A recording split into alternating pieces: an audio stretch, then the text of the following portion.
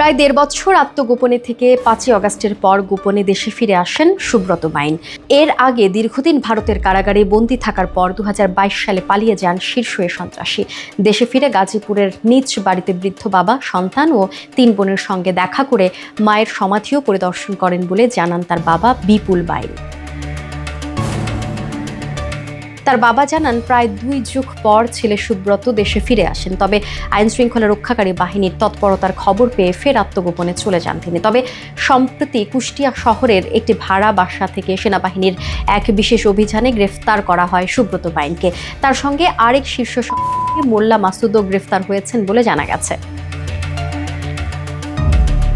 এদিকে সুব্রতর গ্রেফতারের খবরে স্বস্তি ফিরেছে এলাকায়। প্রতিবেশীরা জানান, গত কয়েক মাসে গভীর রাতে কয়েকবার বাবার সঙ্গে দেখা করতে এসেছিলেন তিনি। অনেকেই অভিযোগ করেন তিনি স্থানীয় বিএনপির নেতাকর্মীদের নিয়ে একটি চক্র গঠনের চেষ্টা করছিলেন, জানিয়ে আতঙ্ক ছড়িয়ে পড়ে এলাকায়।